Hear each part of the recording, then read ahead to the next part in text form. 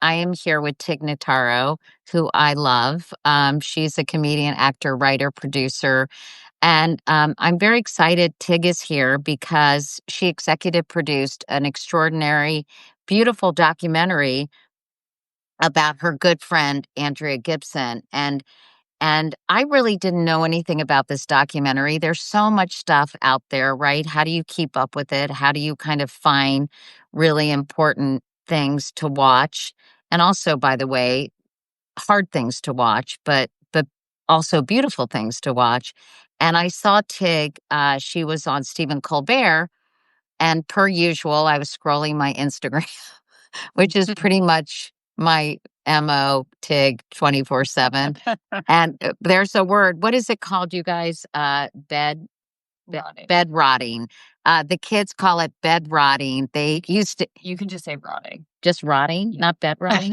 Rotting words. Okay, rotting. And it's basically the practice of lying in bed in the morning and just looking at your phone, and then suddenly it's like 10:30. But anyway, I was watching Tig talk about this documentary. And I reached out to her and she said, let's have a conversation on Substack.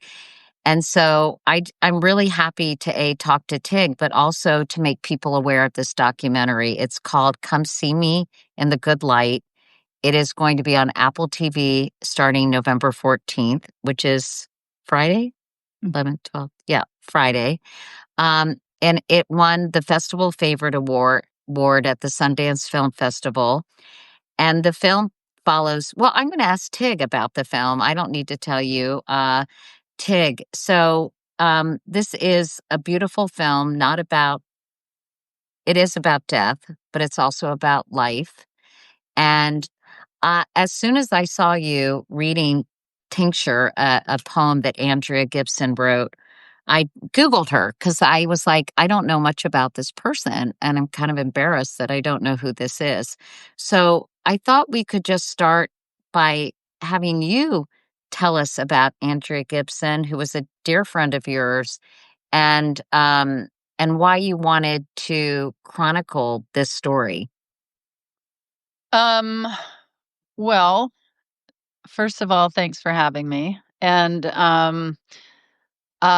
yeah, the movie is definitely Andrea had stage 4 ovarian cancer in the film, and it's certainly leveling at times, a lot of times, but a lot of times it's also really funny. And that's the thing is Andrea, when I met Andrea, was almost 25 years ago, and I am not running in the poetry circles.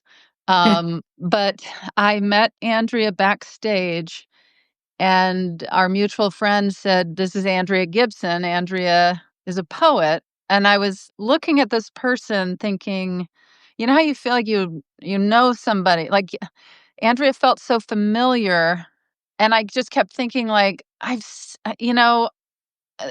they seem familiar, I think, from like the LGBTQ scene, or like people I know in comedy or the music scene, but it was like poetry.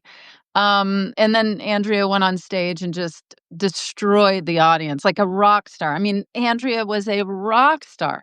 And so I just um I don't know where I was going with that, but No, you were just saying how you oh, first met her. what I know what I was gonna say is Andrea was a poet, and everything was very precious to Andrea, but also nothing was too precious. And Andrea was one of the best laugh hangs that you could ever have. And so that translates in the film. Andrea's sense of humor so yeah, for people watching the movie or planning to, it's also deeply funny and so life affirming. And the reason I was the reason we made this film, I was on a call with Steph Willen, who is another producer and a mutual friend of Andrea's. and we were in the process of trying to help Andrea figure out what to do with their podcast and how to edit it, produce it. What is this podcast? And in that call, Steph said, I feel like Andrea's life would make a really great documentary right now. And I was truly like, oh my God. Like, I couldn't believe it was sitting there the whole time. And I immediately got on the phone, called directors, producers, financiers, and just started working. I mean, that day.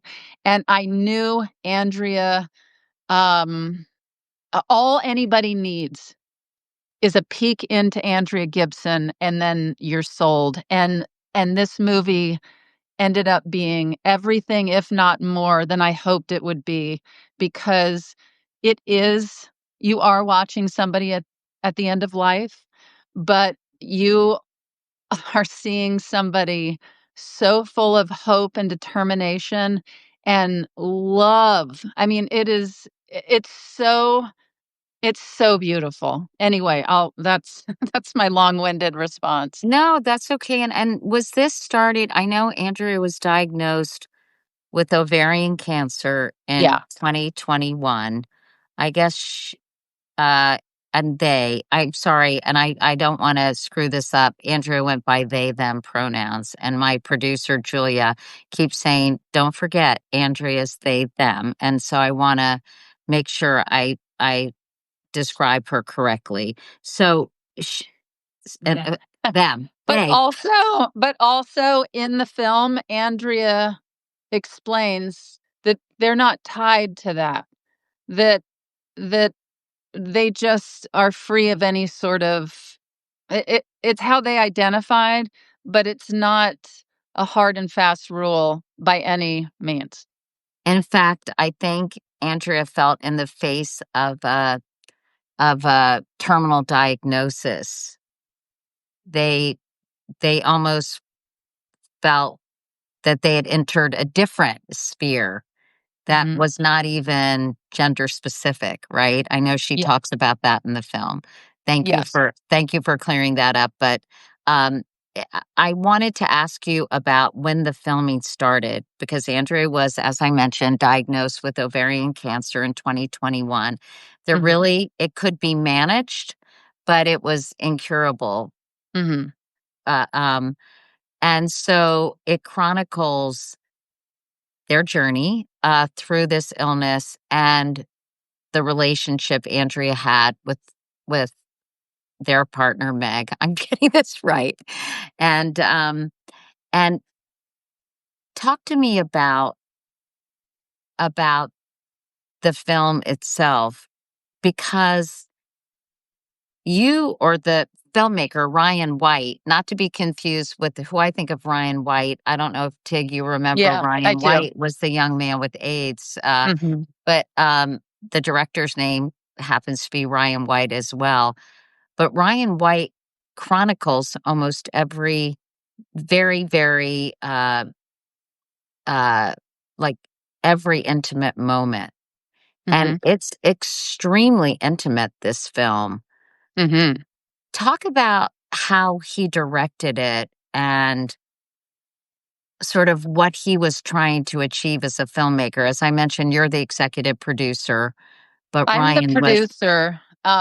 Yeah, the executive in documentary world, executive producers like are maybe financiers or, come in different ways, but I was part of the organizing of the film. Got it.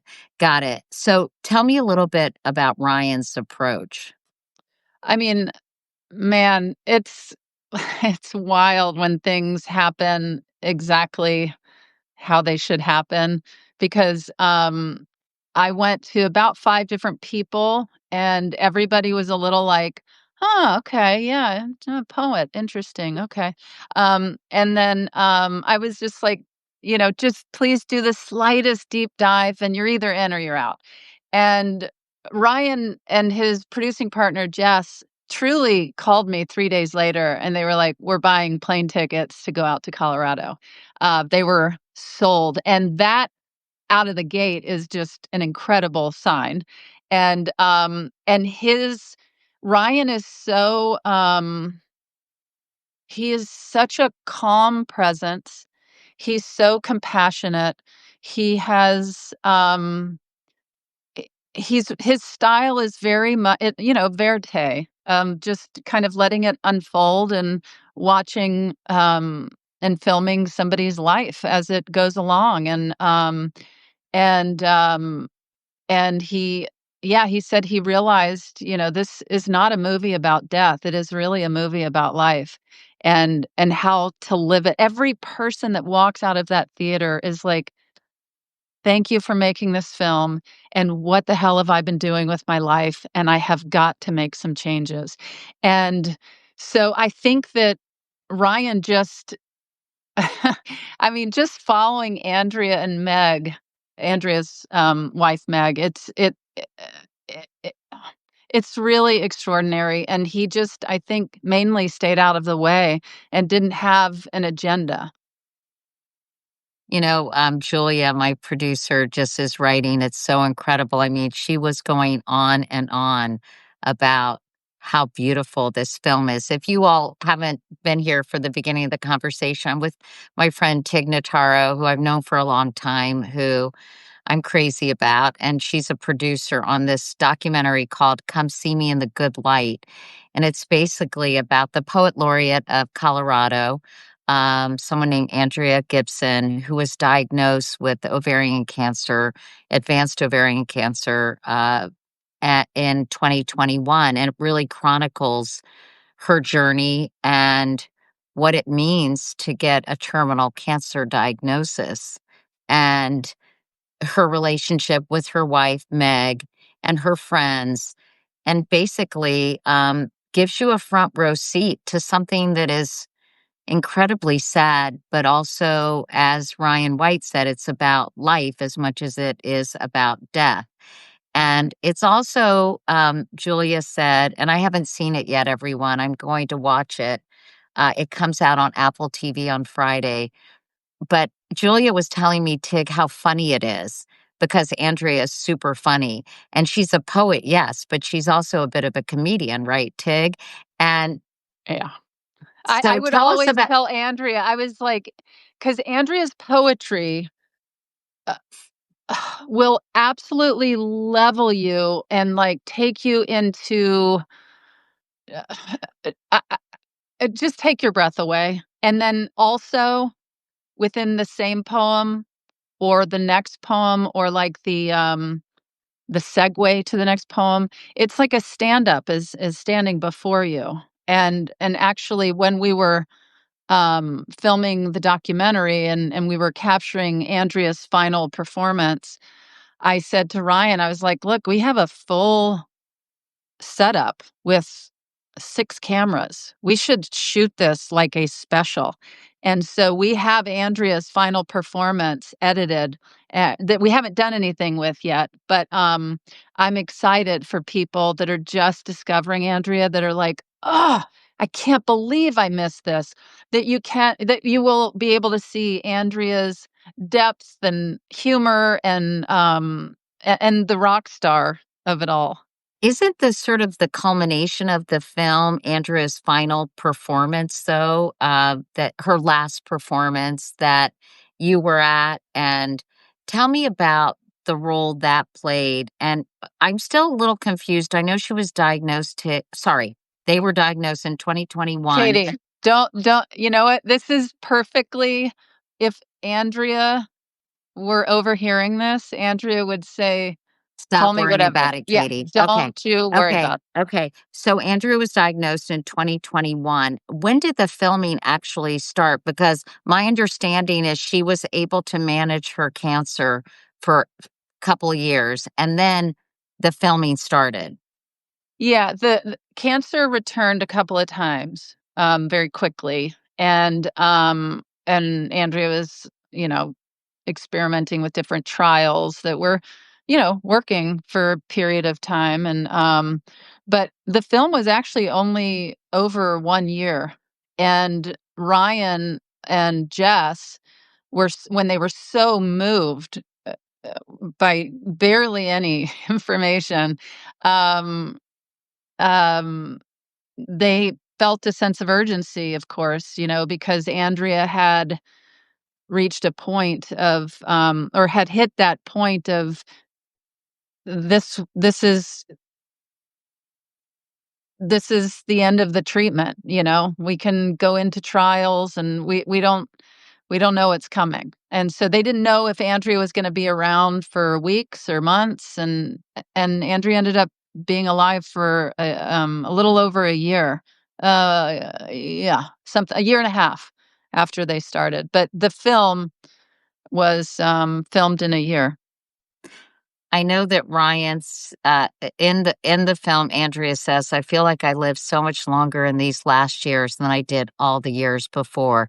It's interesting. I'm writing a foreword for Bernie Lewinsky, who is Monica Lewinsky's dad, who I got to Mhm, know during that whole scandal. And Bernie is a cancer radiologist, and in his spare time, he is a photographer. He takes a lot of beautiful photos of nature, and he's publishing a book.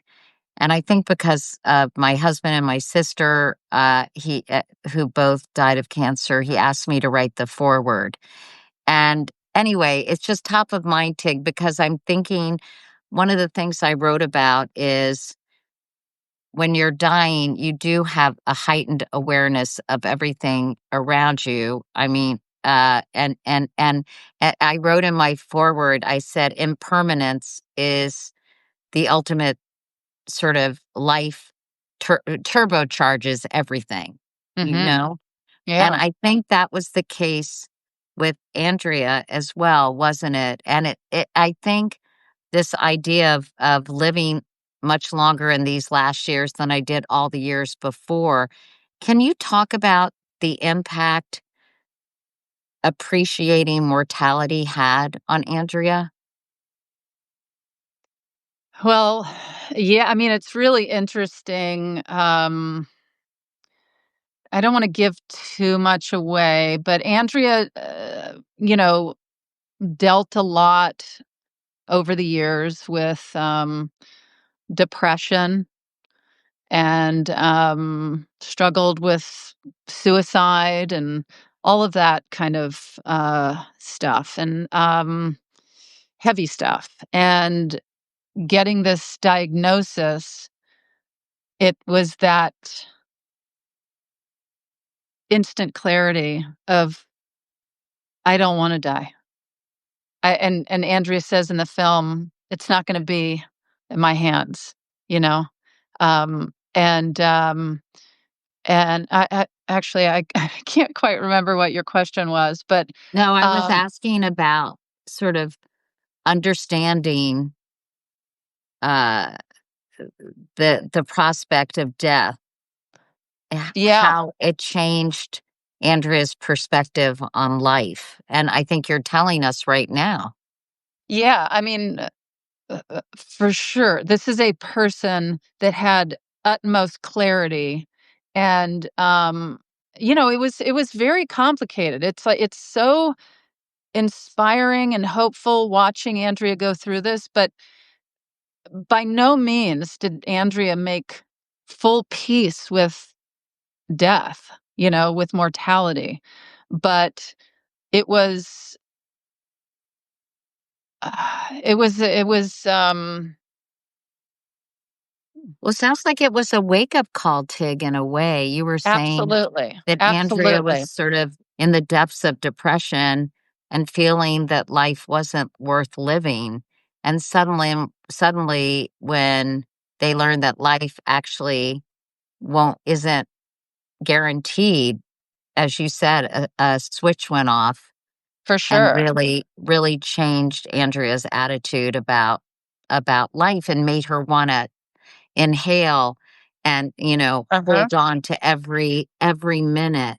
Yeah, yeah. And I think my mind is just all over the place because I was actually there in Andrea's final days, and the reality of somebody really facing the end of their life. And it's a Man, is it a brave, intense, complicated, and beautiful experience. I am endlessly thankful that I was able to be there, and say my goodbyes without saying goodbye.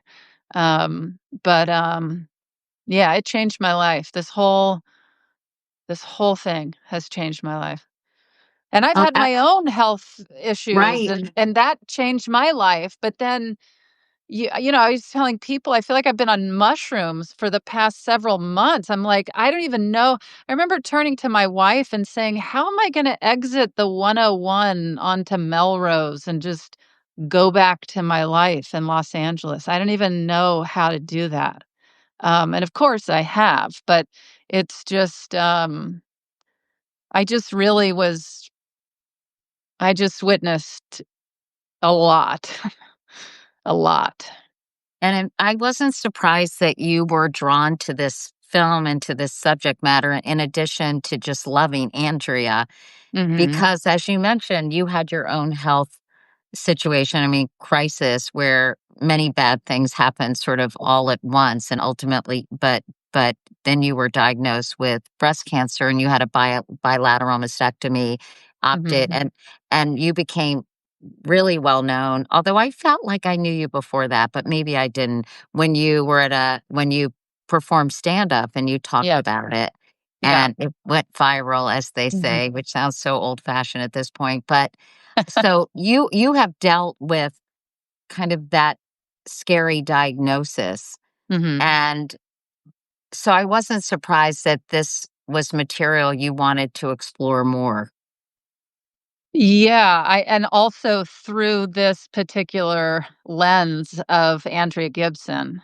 And oh my gosh, I mean, and Meg, Andrea's wife, is such a crucial part of this story, and Meg's storyline, the way it's woven in, it's just so beautiful and real and authentic, and it's, um, body issues combined with, as Andrea says in the movie, "I just want a body," you know? "I just wanna have a body, however it looks." And, so there's a lot, um, going on in this film, but man, is it not to be missed. Julia said, my producer again, I feel like Julia should join this conversation because she was so moved Please by do. this film, but she Yeah, was saying that she couldn't believe Meg was only 35 yeah, because she was shouldering so much, but really the heart of this movie is a love story, yeah. between Andrea and Meg, Mhm. and, I'm just so I don't wanna say happy or thrilled but I'm proud that this was made because I feel like people don't have the vocabulary to talk about these things. When people are sick, it's very difficult to talk about. It is, and I have to say, when somebody's sick or somebody's hurting and you actually show up, you'll find the vocabulary. And it doesn't matter what your vocabulary. It's like Andrea says in the film, Meg teases Andrea about only knowing 5 words and just recycling the same 5 words over and over and, but man, does Andrea What were those 5 words? Meg's just making a joke that, like, Andrea's saying, "I don't have a big vocabulary," and meanwhile, Meg has a gigantic vocabulary, and, and, and yeah, Meg's or, Andrea's editor was like, "These are the same, words just used over and over in different, variations." But, my point is just, like, when you show up into somebody's life, and especially their hell, I think you'll find your vocabulary. But, like, when my husband was sick, we could Mhm. never talk about it. Uh, Uh-huh. I mean, we could talk about his illness, but we couldn't Mhm. talk about the possibility that he was gonna die. And I think that Andrea, by opening her story up Mhm. and her life to cameras, and Meg too, Mhm. um, I think it will model. I mean, it's horrible because she was only 49 years old when she died, but it will model perhaps a way for people to have these conversations because they're so hard. Because I think when someone's sick like that, you want to hold on to hope. And if Yeah. you talk about their mortality, it makes them feel like you've given up hope. So it's so tricky and it's so complicated. And one of my biggest regrets that I never really talked to my husband Mhm. about, what would happen if he didn't survive, or what his wishes are, or how he was feeling, or if he was scared. Mhm. Yeah. It's you know what? I Andrea's bedside was the 4th end of life bedside I've been at, and what I really walked away with was, I mean, the importance of having that dialogue going beforehand. And, whether it's, through hospice or death doulas or whatever it is, getting I mean, you can have hope. I mean, it's easy for me to say everybody has their own experience and dynamics, but to have hope while you're having a realistic view on what's coming, and that's what those conversations do, is open people Yeah, up to, this is this is the reality. But also, what was so incredible that I love so much about this film is that they show you Andrea got up and worked out every day. And to me, that is like that's a lot. That's hope, you know? I mean, to see somebody uh, at the end of life pumping iron, shooting hoops, you know, hanging in there, and Andrea and Meg maintained that hope, because as far as they were concerned, a cure could come tomorrow.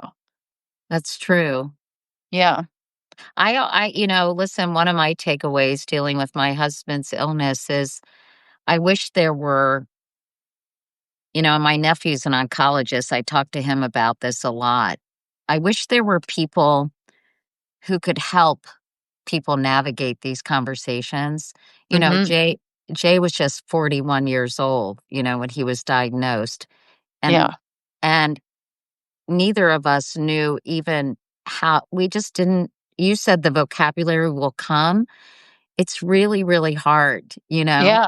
Mhm. And I wish I guess there are, like, death doulas, but what are you supposed to say? "Oh, here comes the death doula to help us talk about this."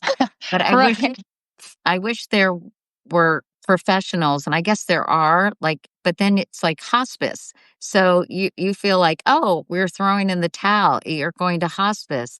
That when you're diagnosed, that there were social workers, or I wish we had gone to talk to someone together, Mhm. because I went and talked to someone because I was so terrified, but it's just weird, and I bet there are a lot of couples like us Yeah. that that don't know how to broach the topic. It's too scary, you know? Mhm. Yeah. Yeah, and that's what I said. It's like it's when I say it's easy for me to say, I don't really mean it's just easy for me to say. I just what I witnessed with there being more of a conversation than the other 3 bedsides that I was at, it it was a whole different experience. It wasn't easy. That's a lot My of bedsides. So you said there have been 4 people my who have died. my mother, my stepfather, and my cousin, I was with them, And then, those were all in hot family and ex-girlfriends. Mhm. Oops. Tig, your internet is, freezing a little bit, but, everybody be patient. This is I know, kind of a different kind of Substack live than I usually have, but it's interesting, and, um, Tig will come back, I think, but we'll give it a second. I just wanna remind people of the name of the movie, but actually, I pulled up a poem by Andrea to kind of talk with Tig about. What is the name of the movie? I just wanna make sure. Come See Me in the Good Light. Come See Me in the Good Light, and it's gonna be on Apple, um, starting Friday. She wrote a poem that Julia wanted me to mention called "To Make a Snow Angel on a Stranger's Grave." I'm hoping Tig will come back. Um, but she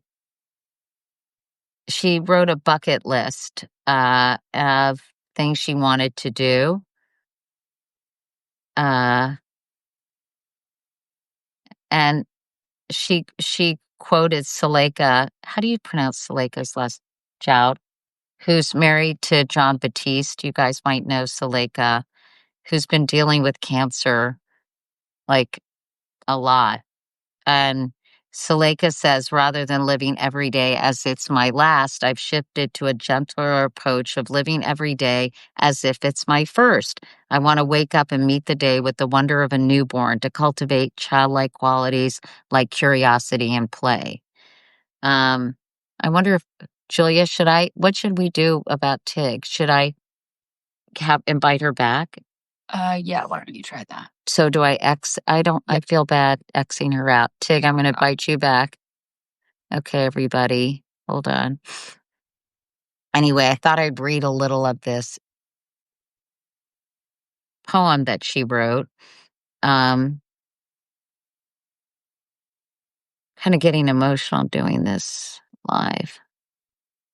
Let's see. There you are. Hi. Hi. Hi. We just had your internet froze for a second. I was telling everyone about the poem Andrea wrote called "To Make a Snow Angel on a Stranger's Grave."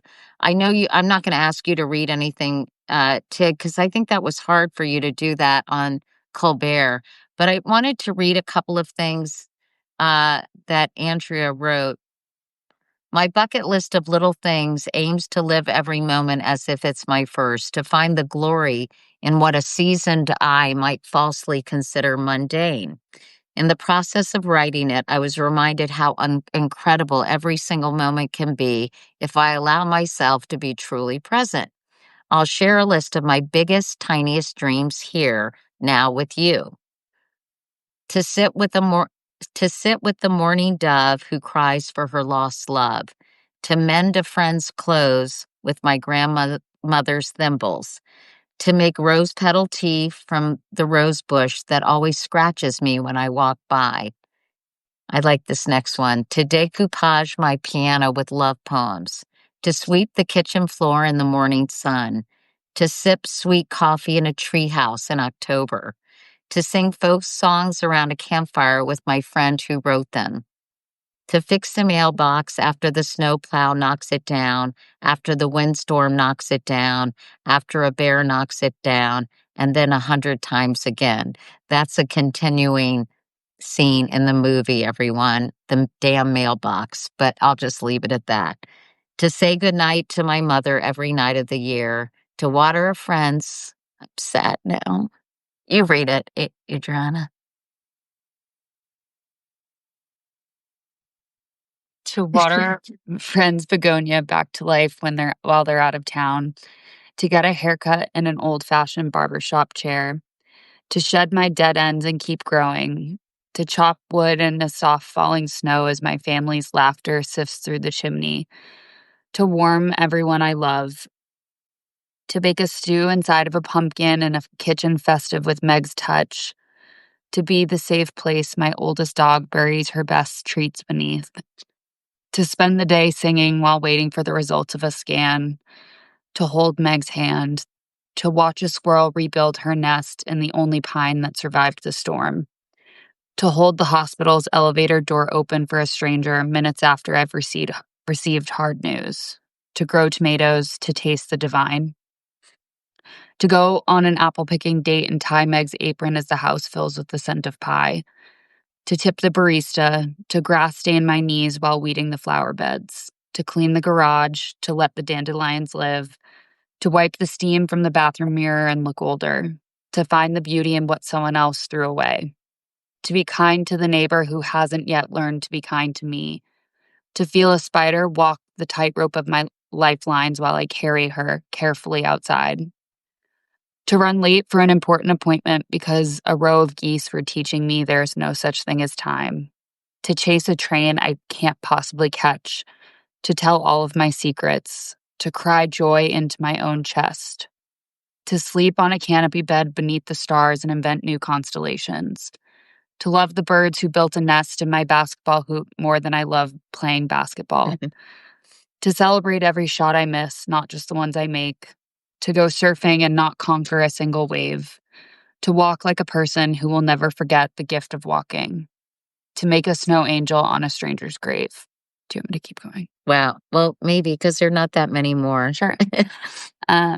To stay awake all night to memorize the way the moonlight reaches through the skylight to touch Meg's face, to root for the baby wrens as they learn how to carve figure eights into the sky, to drive without a destination through the landscape I fell in love with when I was 22, to watch a child write their first line of poetry with a blue crayon, to shake the mud off the welcome mat in the spring, to sing the high notes of a song that has no high notes, to feel Meg's warm arms wrap around me from the back of our two-seater bike, to dance while grieving, to loan a stranger my favorite pen and not ask for it back, to be there where the morning dove's love finally returns, to lose my temper and love myself even before I've found it again, to thank the nurse too many times, to make out at the drive-in, to feel the ocean in an above-ground pool, to love while I'm hurting, to forget my phone, to remember everything. Anyway, it's sort of nice because she also wrote lately, I've been encouraging everyone I love to write a list like this of their own, and I consider this community beloved. So, will you share your list of little things? Thank you so much for being here, everyone. Love, Andrea. So, I thought that's a really great exercise Yeah. for people, don't you think, Tig? Oh, absolutely. I don't know if I'm still on this, You're on but it. You're on oh, it. oh, Yeah, oh, you're okay. here. Okay. Yeah, I mean, it's like that's the beauty of Andrea Gibson, and Andrea's poetry is Andrea says you don't need a college degree to appreciate what Andrea has to say. It's not that kind of poetry. It's the depth in the simplicity is just the beauty of it all. And I think that's that's that's yeah, that's what it is. It's, it just kills me to hear yeah, I wouldn't have been able to get through that. Like you said, Yeah. I struggled on Colbert. I can't do it. I think it's just too soon. Tig, I wanted, before I let you go, ask you how Meg is doing.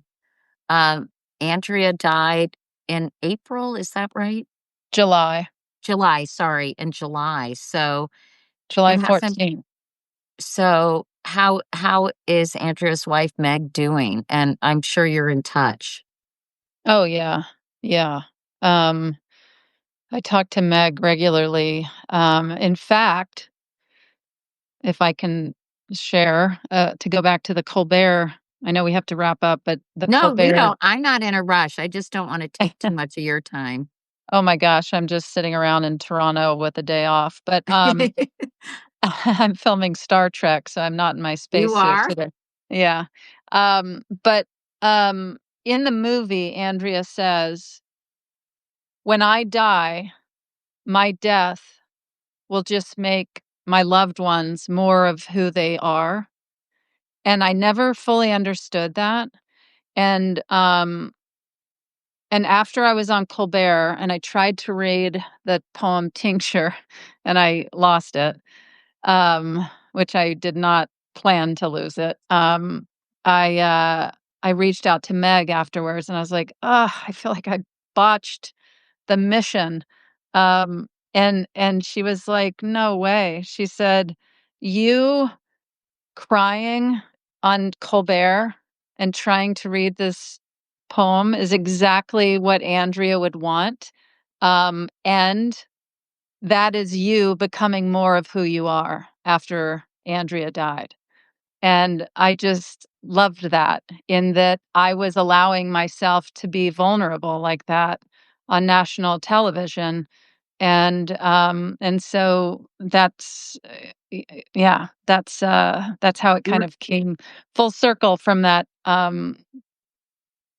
line that Andrea had. But as far as Meg goes, Meg is a full, firm believer that Andrea is with her every second of every day and night. And she said when she goes to bed, she asks Andrea to put their arms around her, and she said she feels Andrea and goes right to sleep. And, I think obviously she's grieving, but she is she's something else. I I kinda I'm in awe of her and how she navigates everything. It's painful, and she's now at screenings and film festivals watching this movie since Andrea passed away, and, she said she kinda wants to stay in the moment. She wants to pluck Andrea from the film, and she misses Andrea, of course, but like me and everybody involved, we just we wanna keep moving forward and getting the word out about this film because, Andrea was so, so proud of this film. Andrea didn't think that they were gonna see it. They thought they were gonna die, and, not only did Andrea see it, but Meg and Andrea went to Sundance and got to be there for the premiere. It was extraordinary to be there together.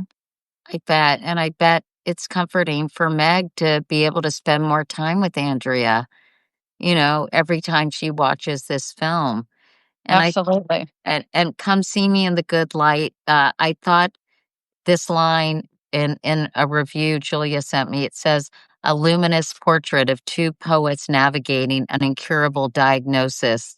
Come see me in the good light." Director Ryan White has made a documentary that mirrors the way he felt when he first arrived at the home of spoken word artist Andrea Gibson, who has been diagnosed with incurable ovarian cancer, and their spouse, poet Megan Falley, right? Yes. But like their greeting, the documentary comes at it as an unexpected and welcoming invitation to stay a while, even play a while. If that seems at odds with the deep pain, the arduous treatments, and the medical assurances of an early death they face, the film, which won the Sundance Film favorite award, Festival Favorite Award on Sunday, disabuses viewers of that notion. There's a closeness here that allows viewers to spend a year at the poet's home in Longmont, Colorado, to accompany the couple on oncologist visits and chemo treatments, and to hover around their bed as the pair ponder the silly and the utterly serious.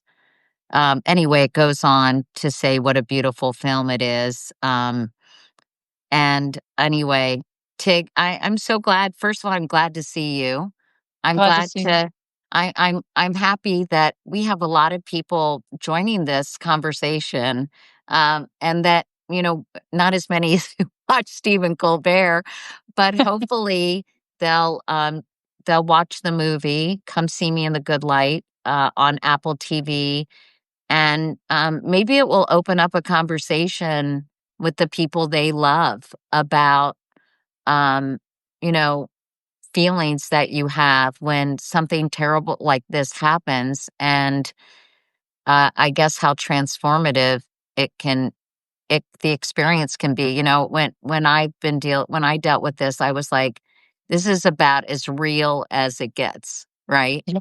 Mhm. You know, and I think with that reality, everything sort of presents itself in very sharp relief, and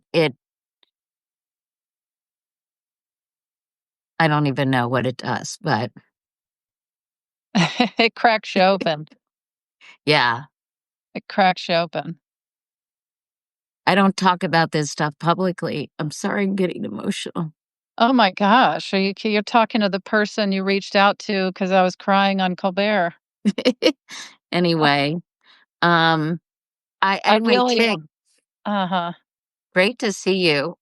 Yeah, great to see you, and I Wait, really who d who are what you in who are you in Star Trek? What are you doing in Star Trek? well, I was on a series called Star Trek Discovery, but my character just popped over to a new series called that premieres in January. It's called Starfleet Academy, and it stars Holly Hunter, Oh, I love and her. yeah, and the villain is Paul Giamatti.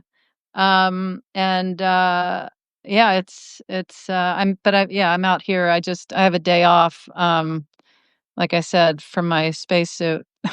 Are I'll you have to having fun? Is it fun? I mean, those are 2 pretty, like, serious actors that they got to do this. They are. Well, I mean, Star Trek, they pull serious actors. I mean, Yes, it's not to say that Star Trek doesn't normally I'm just not a Trekkie, Tig, what can I say? Oh, Katie, how dare you? I I'm listen, sorry. I I just I followed the show when it was the original series, and now I'm, like, lodged in the Star Trek world, but, I like anything I do, I'm just looking to have a good time and get along with people and, have a positive experience, and to tie it back into the documentary, that's all that movie was. That was led with pure love. Ryan and Jess led that with pure love. There was no weirdo rattling around in the production. It was just it was a solid love festival, and, but yeah, I'm Star Trek is good, and I'm enjoying it. And your kids are good? The kids are good, Stephanie's good, and, you taught my kids some sort of trick one I think time, and I think I taught them my disappearing penny magic trick. yeah. They're very into magic, and so they've redone that a few times, over the years. But yeah, everybody's good. And if anybody cares, I have my podcast, Handsome, which Katie, you'll have to submit a question for us to answer. Okay, I'll do that. I would love to do that. And wait, Tig, and I know don't worry, you guys. I'm going to let Tig go. But I wanted to ask you: are you still doing anything with the morning show? Yeah, I was on season 3 and then I'm back season 4, but I'm back I think in the final stretch, but just a very, very minor part. Um, but that of course You work with John Hamm's character, right? You were his sort of yeah, I was like his right-hand man, um, kind of gal. yeah. Um, and, that was fun. I've known John forever, like, before he was John Hamm, and, so that was a nice, fun time to work with him on that. Well, I hope I get to see you soon, Tig. Have fun in Toronto. Um, if you all like this conversation, maybe we should have more conversations about who's says here, who is that? Is that Isabel Foster? Oh, that's nice. Okay, I'm just going to read Isabel Foster's comment. First, I love the name Isabel Foster. You sound like a fictional character. Will be very helpful to so many. Very true. Talking to my 84-year-old mom about this show right now. She's been talking about her death for years, lol. she's blind and tough and says, "This film sounds beautiful." Oh, that's so nice. Well, let Yes. us know what your mom thinks, Isabel Foster, and, if anyone else, wants to share on Tig's Substack and my Substack, after you watch the film, your comments, that would be nice, and if anybody wants to write a list like Andrea wrote, uh, in the poem, Making 8 Snow Angels on a Stranger's Grave, I think that was the name of the poem. Yeah. I think that would be a really cool exercise. I'm gonna do that, and I'll share mine, so maybe you all will share yours. Maybe, Tig, you'll write one for me too. Yeah, it's funny you told people to follow my Substack. I only started a Substack to talk to you, so, Oh, sorry. it's not it's not gonna be the busiest Substack that Well, anyone has come okay. across. Well, maybe this will get some people engaged, and in the meantime, listen to Tig's podcast. Yeah, I think I first have to become engaged before other people can become Well, engaged, but I've yes. just given you an assignment, Tig, to write your list. Okay, Katie, I will do it. You Okay. write yours. I wish I could hug you, but I'm doing it from New York to Toronto. Same. I'll hug you when I see you again, and thank you so much for talking to me about this, and please, after you watch the doc, will you please let me know your feelings? I will. Julia said it's gonna be hard for me, Mhm. to watch it, but I'm gonna watch it. Well, whenever There you watch it, whether it's when it premieres on the 14th or in a year from now, there's no pressure, but just when you do watch it, because it really is, it's more about life than it is there's about death. there's another movie, and I promise I'm hanging up. There's another movie called Andre is an Idiot, Mhm. that is really good too, that is about this very charismatic, kind of interesting, kooky guy, um, who's diagnosed with stage 4 colon cancer, and they follow his journey. Um, and it was really well done too. I Mm. think these are really important movies that open up a lot of conversation and honestly make you think about your life and how you want to live it. So on that note, bye, Tig. I'm going to go cry somewhere. Okay, Katie. Okay, bye everyone.